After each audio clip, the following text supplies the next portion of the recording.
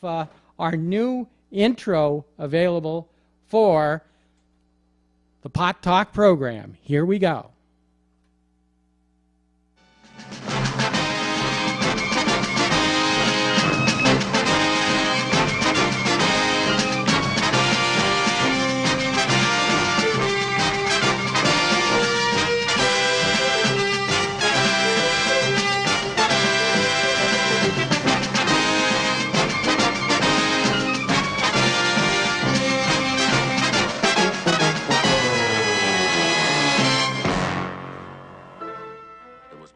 I like that new intro. All right, thank you, Randy. Here we are, another episode of Pot Talk TV. And once again, here I am, not knowing what I'm going to be talking about. But I brought Paula because Paula fills in the gaps for me. What do you want to talk about, Paula? Well, I think today we should talk about what it means to be free, a free people. Because a lot of people think that our positions are extreme, and I think even Randy was talking about the experiences she had working with, what were they, the people that you said, Randy, they were not Second Amendment people, militia people. The militia people, right. The militia people. She said it was actually, they were reasonable people. Well, I support the militia. I think, you know, even though I'm a hippie and I don't have a gun, I thank God for all those good Americans out there who support the Second Amendment and who have guns, because if only the police had guns, we're already in trouble and in a police state, and if we didn't have them out there to balance it out a little bit, things would be a whole lot worse, you know? The Founding Fathers knew what they were saying when they made the Second Amendment and said that the people should have rights, have the right to bear arms, because if the people didn't, we'd live in a complete dictatorship, which we're close to right now. Right. You want me to tell people about my foreclosure stuff, or you want to talk about anything else? Yeah, you can talk about your foreclosure. Okay, here's the interesting thing. You know, foreclosure is such a dark topic. And yet when, like many dark topics, if you go into it really deeply, you find that the truth is God is everywhere and divinity is everywhere. And I think what's meant by due process is that if you're persistent enough, truth will prevail. In 2004, when I was in India, my locks were changed, ostensibly by my board. Somebody on the board made the decision to change my locks. And it took me years to understand why this was done, why they would take such a risk, when prior to that, the management company that we had before used to write me letters that, oh, you know, if you haven't gotten your check in the mail, could you kindly look at this, and if you already did, kindly disregard this. There was one letter where I had 2 kindlies in the same letter. Well, all of a sudden they changed management companies, and I used to be a couple of months late just because I was lazy to write out checks. I didn't have a secretary, but I had plenty of money and I could write checks when I wanted, and it was, you know, I didn't mind paying $50 for the late fee. Well, all of a sudden, I get this letter that they're taking me to court. I'm like a month or 2 behind. So I'm just like really outraged. I thought, well, you know, if you're going to try to, you know, intimidate me, I'll just meet you in court. So I went down to court because I was kind of curious what that was like, and I still, you know, had all the confidence of having a couple $1 million. So I was, you know, feeling my oats there. But my economic condition was changing. So I took care of it, and I said, you know, I'll pay part of it now and, you know, part of it when I get back from India. I had a trip all planned to India. When I was in India over the holidays, it seems as though I have a lot of colorful things happen to me during the holidays. Around Christmas time, I'm born December 22nd. One year I got married to Joe Barton at St. Mark's Church, and we were given a gay marriage. We didn't know we were given a gay marriage. That was kind of interesting, and it's nothing against gay marriages, it's just we didn't know we were getting one. So And we weren't sure. That really screwed up our relationship, getting a gay marriage, because we weren't sure how to have sex anymore. We didn't know whether she was a boy or I was a girl. It really screwed us up for quite a while. Yeah, so that's, you know, St. Mark's Church will have to deal with that on another day with Yeah. our litigation stuff. After we get done with all these court cases up here, we intend to take on St. Mark's big time. Yeah, we'll think about the religion thing, but in any case, back to the locks being changed in 2004. So I was in India, in Penaconda, India, and I find out that my locks were changed, and I'm going, well, my God, why were they changed? And apparently, there was one guy that said the rent wasn't paid. Well, like, I'm an owner, so what's that all about? Then this guy was fired, so I never heard that story again. And then the story is that somebody broke into my apartment, and they wanted to make sure, because I'd been subleasing, so they say, that I had tons of keys all over town, and they thought at any point anybody could come into Paula Gloria's apartment and take stuff. So they took it upon themselves to make the decision to change my locks. Well, this always really rubbed me the wrong way, but my finances were changing, and I no longer could afford to have lawyers at $350 an hour. Sometimes I used to have $350 an hour twice. When you're on the line talking to people, people said, Paula's starting to talk like a lawyer. Well, it's because when you're having to pay them, you have to quickly learn their language so you're not wasting your dime trying to communicate with these people. Well, fortunately, now in my life I have Joe Barton, so I don't need lawyers anymore, and I can really cut to the chase. So when I started to look at Joe's pot cases, because I got interested because of the cancer cure. I had been, against marijuana. I thought, no pain, no gain. You had to do millions of mantras to get anywhere in your spiritual life. But then I started to look at the 2004 patent, cannabinoids as neuroprotectants, all of the things it did for organ transplants, Alzheimer's. It actually doesn't mention cancer that much. But you can see if your electrical system is really robust, then the ability to throw off fungus, which I believe is what cancer is going to be better. So anyway, there I am, pissed off for years because I'm trying to get back to, where I've got millions of dollars and I can hire lawyers to kind of go after this board that changed my locks. It was more of an ego thing. So as I start to study Joe's pot cases and I start to listen on the internet to the disasters in our country, I learn about foreclosures, particularly for people in California, because I hadn't heard of much foreclosure going on in New York. And still in New York City, it's not going on that much because the New York market is propped up probably by the euro. People are coming in and, Gramercy Park, isn't it beautiful? And maybe now the real estate agents are bringing people from Ireland over, and whatever it is, somebody in the world likes New York City, and so they buy, and so the sickness in New York isn't really showing up. So at 2010, a friend who's a public access producer and a PhD from the Sorbonne in law slides in this civil class action suit just so the statute of limitations won't go by. But still, I'm kind of like on edge because now that I got the lawsuit put in, then the other side responds. Well, the other side responded, I know now, with pretty much a boilerplate template thing. But at the time, it was, really scary because it's pages and pages long. And a month later, I get a whopping $18,000 bill to pay for the other side. Now, Joe looks at it with fresh eyes, and he goes, this is, how did you say it? Patently illegal. Patently illegal. How could you have to pay to fight yourself? But I think they time it in such a way that before you ever get before a judge that you can bring up the constitutionality of a contract where you have to pay both sides of litigation, by that time, they've already figured out some way to run you out of town on a rail, get the sheriff in and evict you, also unlawfully. But because of all these moves I'm learning, I'm beginning to see what they're up to.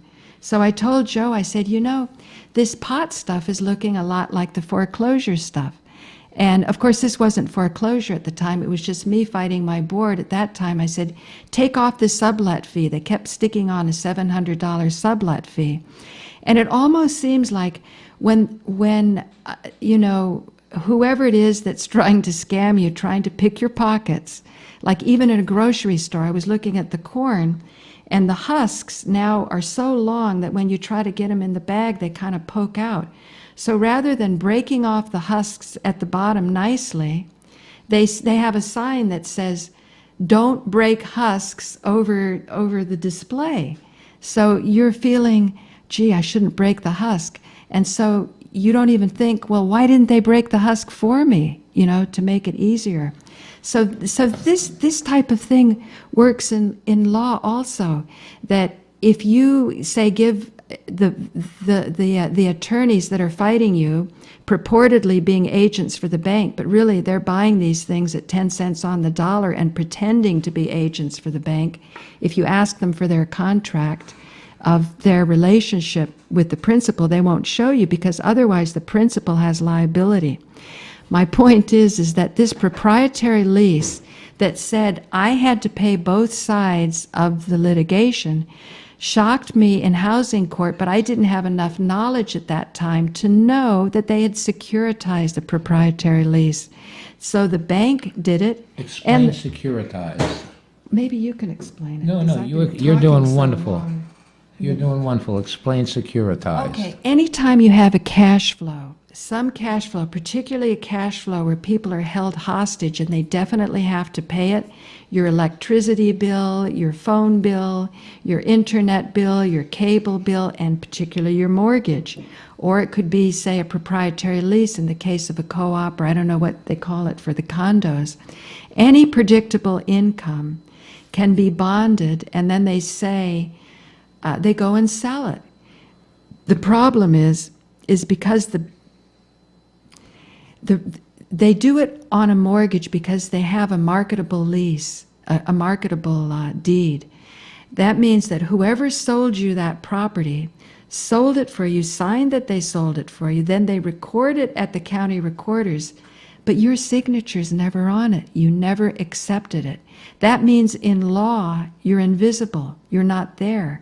So then they go to market and they just go crazy selling this.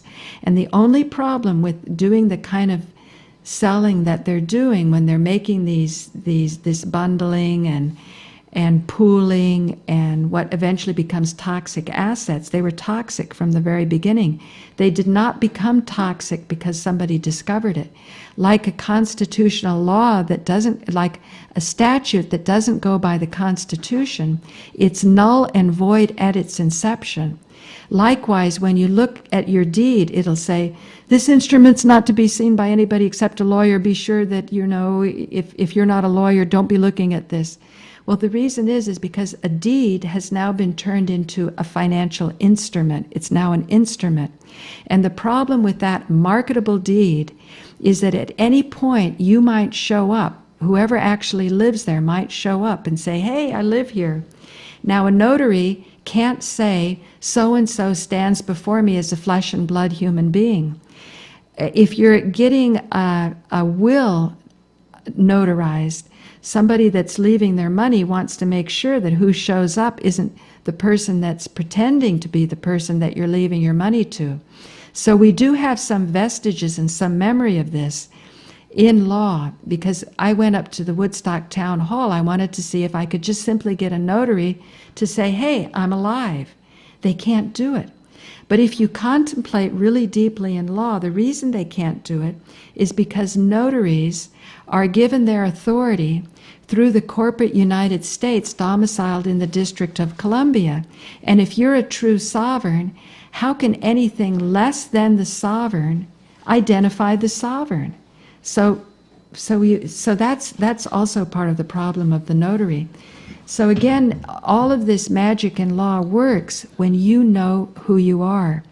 So here's what happened to me in the latest. August 8th, they wanted to foreclose on me. The bank sent a scary letter, and we said, oh, here's the stuff, we're going to foreclose on you in room 130. And so I run down to room 130 in the Supreme Court building.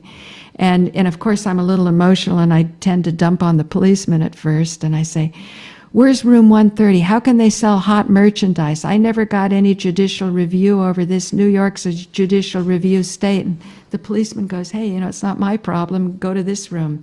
Well, nobody wants to explain to me what's going on in room 130. Finally, in the pro se office, I find out anybody can run an ad in the newspaper and say they're going to have a foreclosure sale in room 130.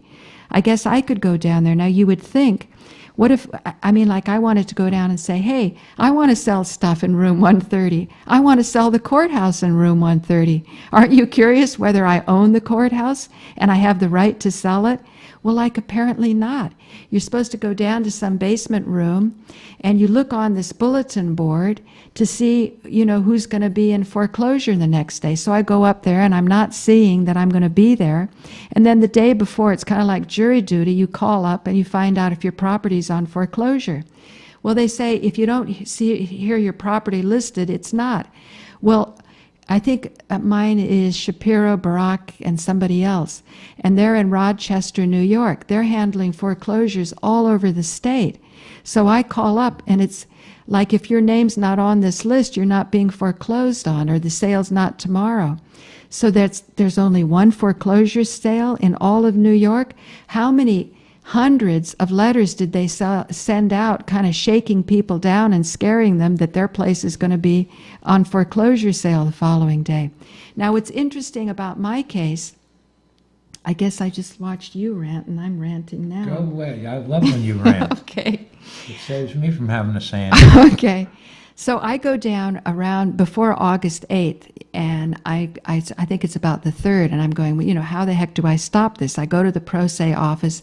They give me some advice. They're not supposed to give legal advice. After they give you advice, they tell you, we don't give legal advice, which means that whatever they told you, you better watch out and think whether that's really what you want to do. I looked at the paperwork, and I said, this restrictive form makes me feel like I'm being denied due process, because this isn't how my husband and I got our pot bus from felonies down to tickets in Woodstock. And they go, whoa, you got pot bus from felonies down to tickets? Because New York loves pot. I'd say over half the people in the Supreme Court love pot. So they're also under the gun too. Nobody wants to have their pockets picked and have to go to court and run out of money and then have to go to jail.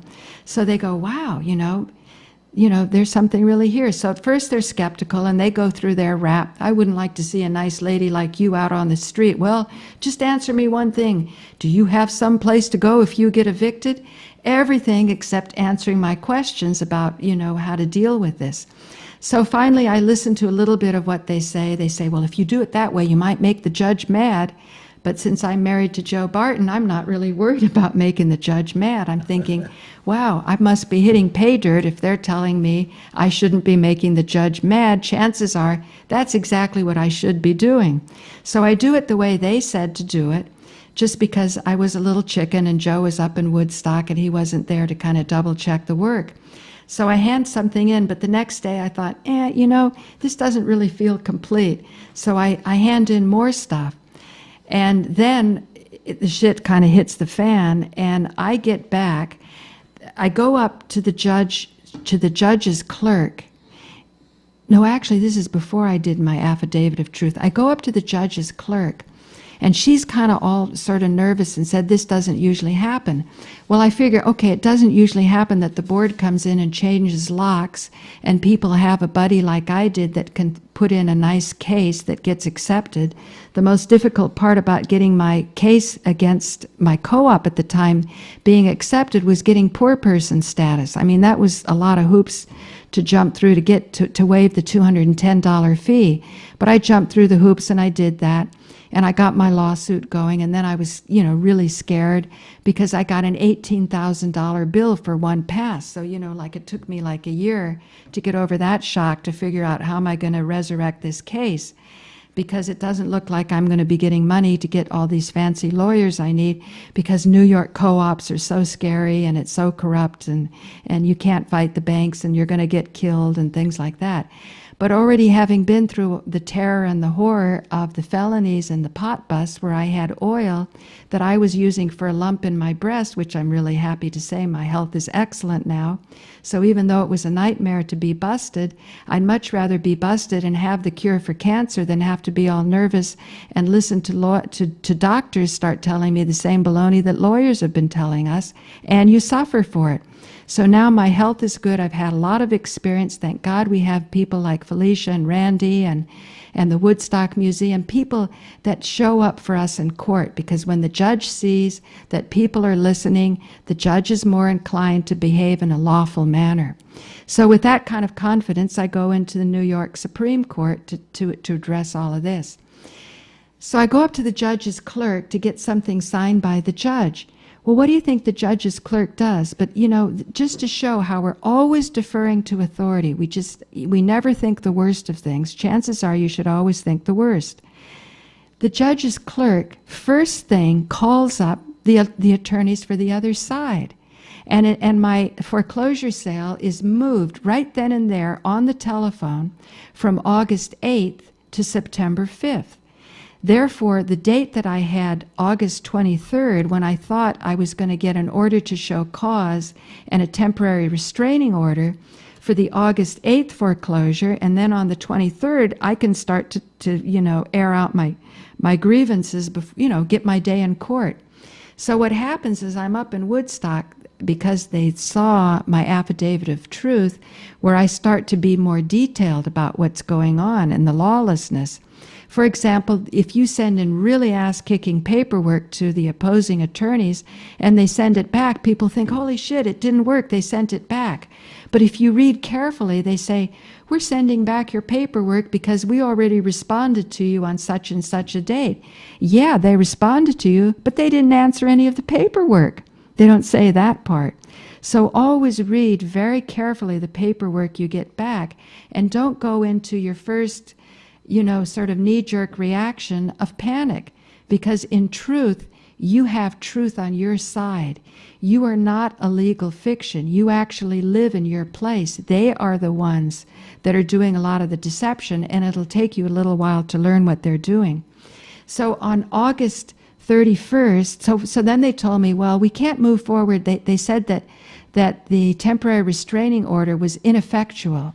It was ineffectual because the original signature of the judge was in my possession, not in the court's possession. Well, I wasn't the one who gave me back the original signature. Why do I care if I have the judge's original signature?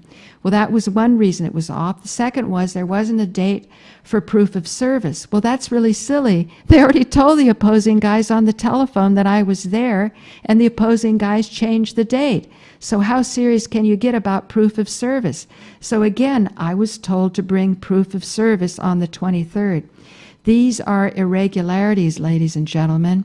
So I went to the court on the 23rd, and I said, I didn't get my day in court. They changed it to the 5th of September. And on the 31st of August, I put in some paperwork to say all of this. I said I went before the judge's clerk. She calls up the opposing attorneys. This isn't looking too good about due process. So on the 12th of September, because I was up here in Woodstock and dealing with Joe's horrible kidney stones for a couple of weeks, and I was out of New York City. Let's leave my kidney stones out of it. I know. Well, you were in a lot of pain, and I didn't mind not doing, foreclosure paperwork. So I do my September 11th show. It was a really good show, by the way. I hope to put it on rotation. Oh, you better go get your phone. And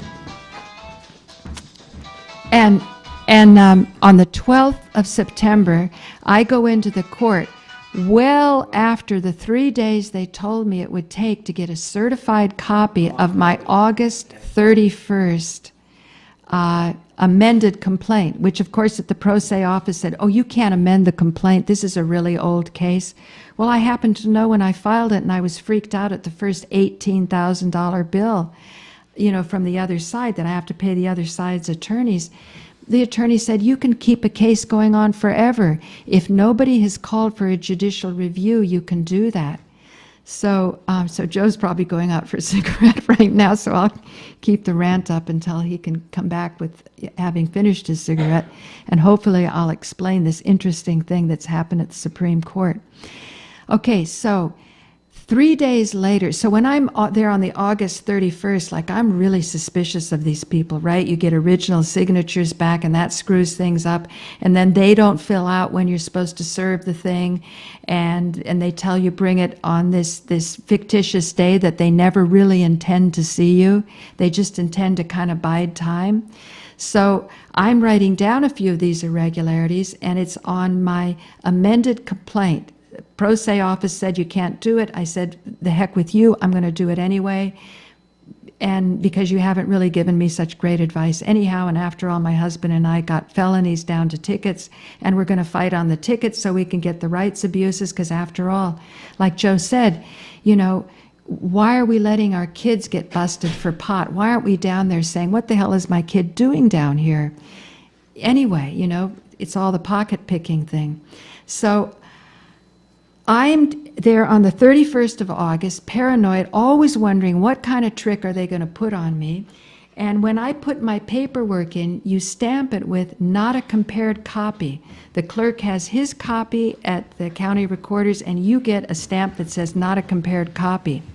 Well, wonderful Irma Moore over at Hurley, who gives us excellent, honest service, she really showed me what a court clerk really should do. They take your copy and their copy, and they compare it. They stamp it, and they see that you're putting in the same document. And then you get the stamp from the court, and it's the same thing that was submitted. In New York, it says not a compared copy. So I'm real nervous about this, and they say, don't worry about it, little lady, you know, or whatever. And they say, come back in 3 days and you can get a certified copy. Maybe it costs you $8, but it's a good $8 well spent. Good to have that insurance. Well, August 31st, so that'd be September 1st. So by September 3rd, a certified copy should have been there, right? September 12th, I go down there and they can't even find my original file. I go to a couple clerks, to a couple offices. I see on the computer printout that my amended complaint went in there, but they can't find my amended complaint. So I'm pretty bummed out about this. The next day I go back and I decide to do what the forensic examiner... Should have resubmitted it all. Well, here's what I tried to do. I tried to do that. I'm always a little bit on the aggressive side. What I tried, the forensic examiner said you should file a lis pendens, and a lis pendens means that it's the title is clouded. And so, I see that we have DeeDee Halleck here, and she can't be here long. So, DeeDee, do you want to come in, and I'll finish my rap later? I'll keep you up on the foreclosure. Huh? No, sit down here. Much better for the lighting and everything. Joe, you explain to me about that. Okay, I've been waiting for DeeDee. I want to hear about the Woodstock television station and the money that they get to keep this station up. Well, about 7 or 8 years ago, we had a really dynamic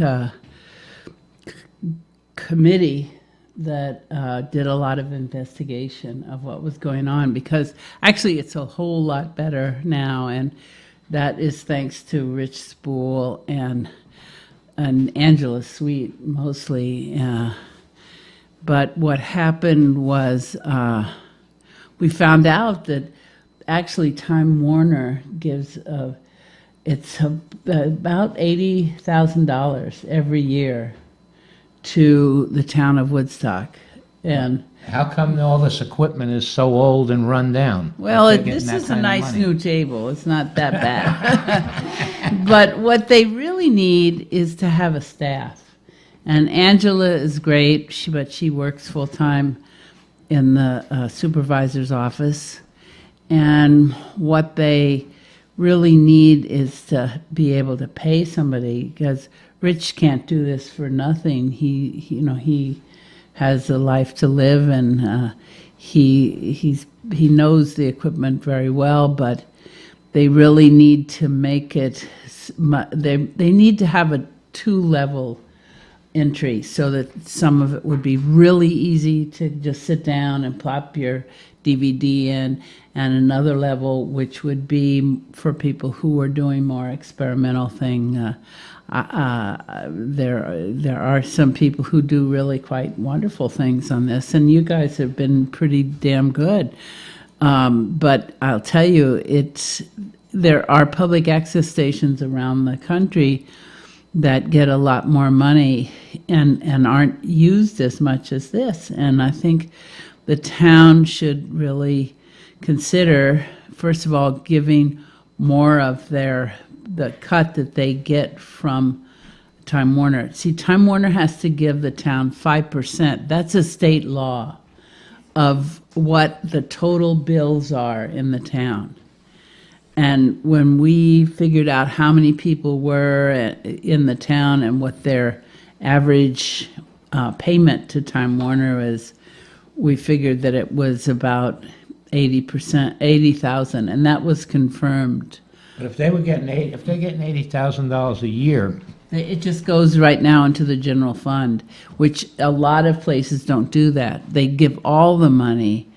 well, I think it should all go into the station. If Time Warner's giving it for public access, then the money should go into public access. I totally agree with you, but the town, they said, oh, if we do that, then the taxpayers won't like it and they'll vote us out. I mean, it was one of the reasons that, Sounds like a big lie to me. It is a big lie, and it's but mostly, one of the things that bothers me about this station is that they don't allow kids who are under 18 to use the station. And actually, some of the kids know a whole lot more than any of us. Right, Right. And they take a class. They take classes at Onteora, and they could use this equipment, but they want to have someone watch them. But that's why they should have a part-time staff person who comes in the late afternoon so young people could use it. They should have somebody who gives regular classes. They should have a technical advisor that you could have on call. So if there's something going wrong with you can't play a DVD or whatever, that somebody will come in and fix it. But compared to what this was like 5 years ago, this is a miracle that it's turned out as good as it has. But it should be better, and there should be more assistance, because you guys have a lot of help doing this, and you're doing a great job. But there a lot more people would want to do a show if they thought they had some help doing it. So Yeah, I'm for more public access. I think that the funding that they get, they should make this studio a top-notch studio. Most of the people that I know, the technical people that come in here, the way this is all rigged up and jury-rigged, they all seem to have problems because it's not rigged like a normal studio. Yeah, it's just wired together. It's jerry-rigged. Hodgepodge. It's jerry-rigged together. But there should be, there should be a way that even if you aren't very technical, you could come in and use it in a very simple way. And it hasn't happened. Although I must say that Rich Spool has done so much work. I mean, he didn't get paid for this. He worked his butt off, and it wouldn't. It is, and Ellen Poville, I don't know if you know her, she also put a whole lot of time into it. I mean, we had a pretty big committee. Sometimes we would have like 15, 20 people, and everybody, but we had a major problem with the supervisor, and that was Jeremy Wilbur, and he is now the supervisor again. And there was a point at which they were negotiating for a new contract with Time Warner, and I kept telling them they should ask for more, and he didn't want to do that. I think he had made some kind of deal with the company. These companies are really crooked, and especially in small towns, they go in and they'll give the supervisors' children like college scholarships. They pay them off in ways that are very hard to trace. And so I think for some reason, there's no reason for him not to fight to get a better contract. It's like a labor contract. It's a negotiation. But he gave them the store. He basically, the only thing we have is what the state mandates. And other places, see, I was hired by the state of Massachusetts to assess different public access stations. And I went to Falmouth, I went to Provincetown, I went to Cambridge, Worcester, different cities, and looked at what they had. And, you know, obviously, Cambridge, Massachusetts is a lot bigger than Woodstock, but Falmouth isn't. Falmouth has, it's a very similar town. It's a town for mostly tourists, and in the winter there's fewer people there. And they got $200,000 to build a whole new building. They got another $100,000 from the state. They had a really beautiful setup, and it's like a gallery, an art gallery. If you're ever in Falmouth, Massachusetts, you should go visit it. It's incredible. They're near a senior citizens home, and every morning they have computer classes for senior citizens. They have like 3 employees full time. Wow. It's like incredible. And they're not that much bigger than Woodstock. Why isn't Jeremy Wilbur fighting to have that here? You ask him. All you people out there in Woodstock, still has the lumps. Call up Jeremy Wilbur and say, you want more money for the Woodstock station? Absolutely. Because everything is jury wired together. And if they're getting $80,000, when we look here, we don't see $80,000 in the equipment. $80,000 every year. We should have really good top-of-the-line equipment in here. That's right. And when, unfortunately, I think it was a 15-year franchise, but when the franchises are up is when you can really put the screws to them and say, no, we won't let you do this. It's interesting because these corporations kind of rule our lives, right? And public access is one of the few things that gives us the freedom to use what is the public airwaves. I mean, the air, where would the cable be if they couldn't use the public equipment? And they use the telephone poles, they use under the streets in the cities. That's called the rights of way, and that's paid. That's what we pay for, and then the public access money is like rent that they're paying to use our, and then what they're giving us is freedom, and this is really the only free speech in the United States. Yeah, is public access. I love your fight for freedom, Joe.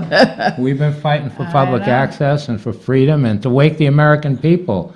If the American people don't wake up and start demanding change, and they stay acting like sheep, this country's in trouble. That's what I keep telling them. Yeah. Well, I got to go, but I appreciate. Afghanistan. I have this. I found the website, and I want you to give this to your friend who's from Pakistan. Yeah. And it's called The Fruits of Our Labor. And I looked online. There's 2 of the films that are there they have big clips from them on the website. And the website is very easy. It's just csfilm.org. CS stands for Community Supported Film.org.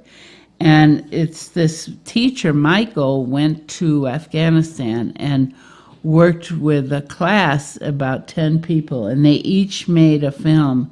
And they're beautiful films. They're really, really, really nice. And yeah, I think she will appreciate it. And she can get a hold of him through CS Films. And he just came back from Afghanistan, and he's trying to raise money to go back and for the school again. He lives in Boston. Oh, well, maybe we can hook up. Yeah, and get him down to Woodstock. I'd like to have a screening of his films here because they're really beautiful. Oh yeah, yeah. He's a great guy, and I hope she. And here's my website, which is Waves of Change, and it's www. Deep Dish Waves of Change, and it's a map. It includes a map of public access stations and different theater groups and puppetry, all ways that people make their own media. So I think you have to switch to that other camera. There you go. Deep Dish Waves of Change. And there's a blog with thousands of posts about community media around the world. So Let me get one of them. yeah. Okie doke. So thank you very much and good luck. And And thank you for coming, and thank you for telling us. And all you people out there, remember, rag on Jeremy Wilbur, tell him he's getting a lot of money and we want it put into the station. We don't know where it's being siphoned off to, but we want it. We don't know where it's being siphoned off to, but it's not coming into this station. And if they're getting $80,000 a year for this station, then we want to see more equipment in here, better equipment, and not wired together. Thank you, DeeDee. okay, Bye, DeeDee, thanks.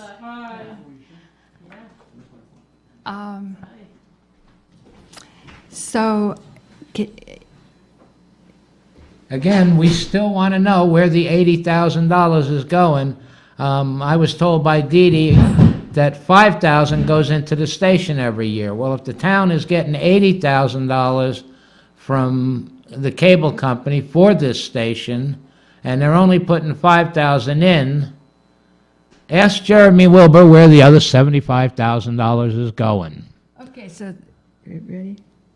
Okay, now on the following the money department, I just met DeeDee Halleck about less than a week ago down at Manhattan Neighborhood Network when the M&N board had a meeting, and the meeting was ostensibly open to the public, but they're very uptight when the public comes by.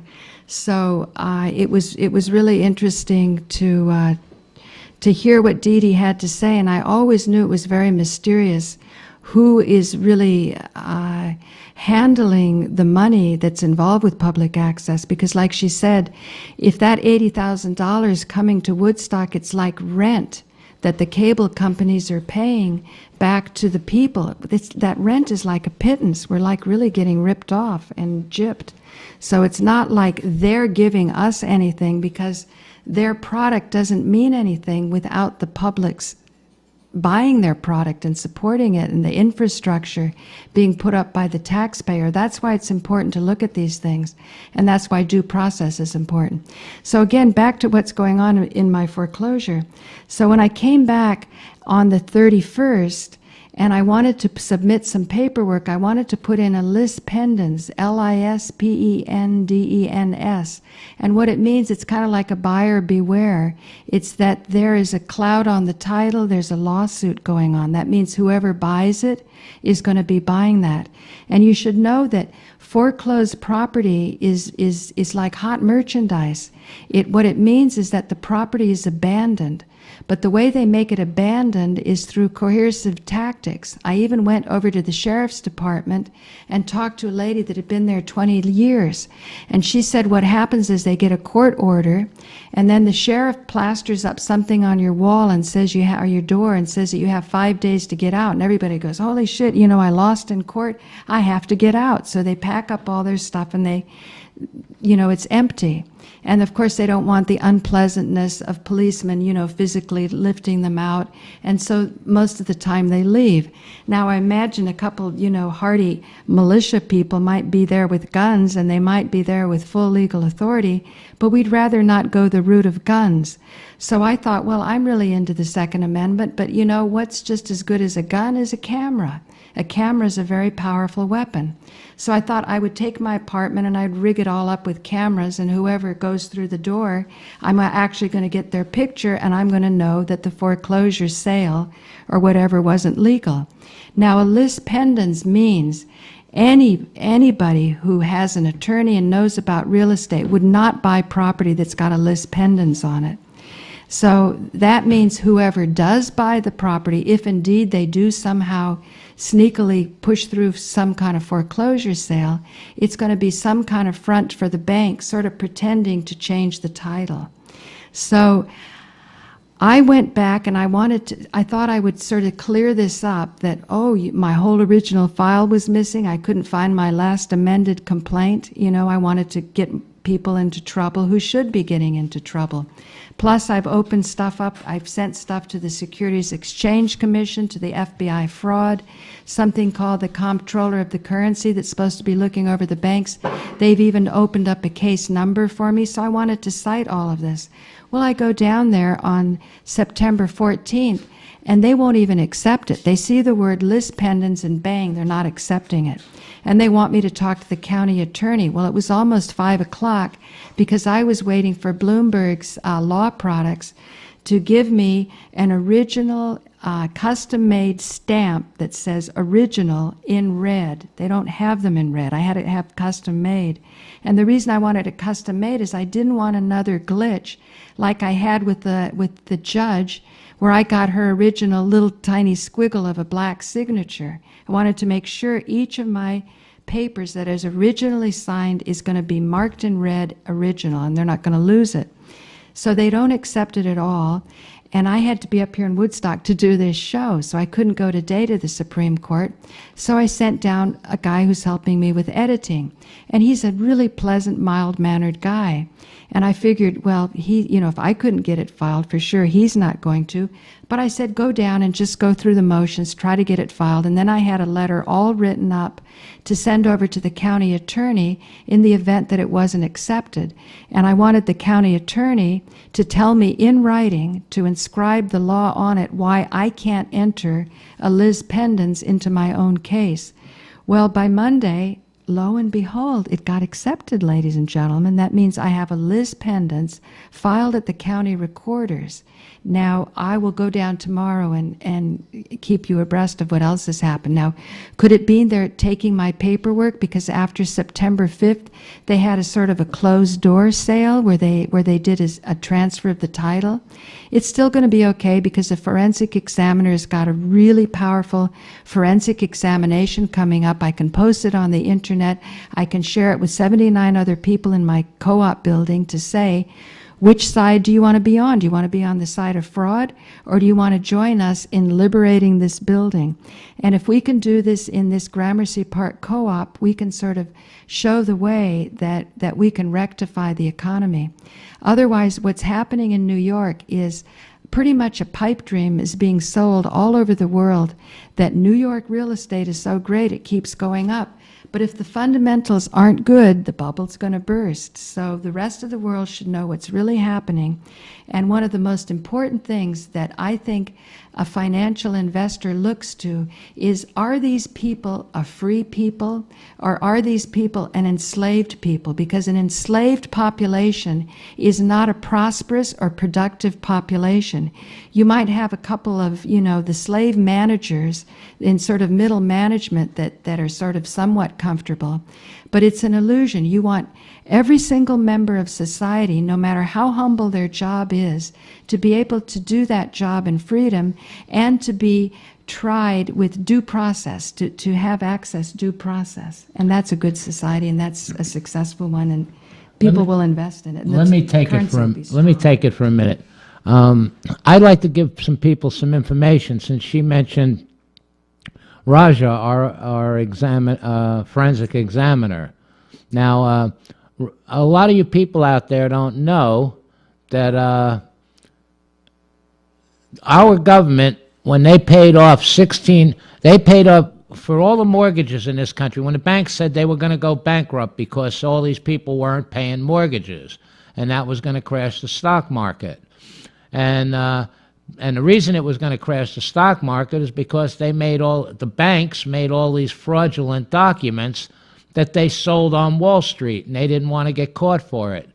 So in order to not get caught for it, and which would have made a whole lot of bank presidents and people like that go into jail, rather than let that happen, they talked our government into bailing it out. Well, our government gave $16 trillion the first time for the bailout. That's what they told the American people. But then they gave them another $16 trillion that they didn't tell the American people about.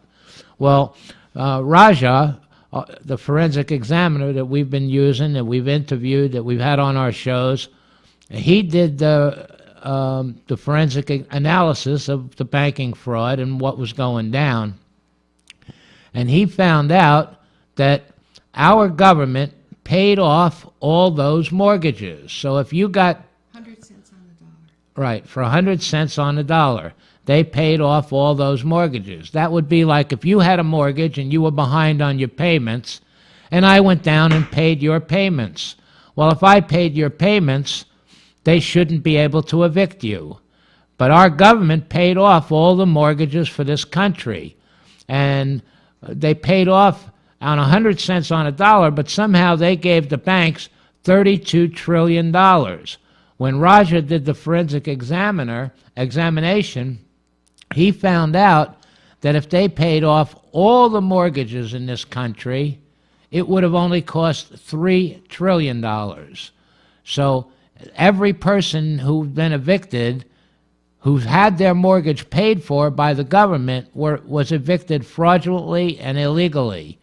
And also, for $3 trillion, our politicians could have paid off every mortgage in this country.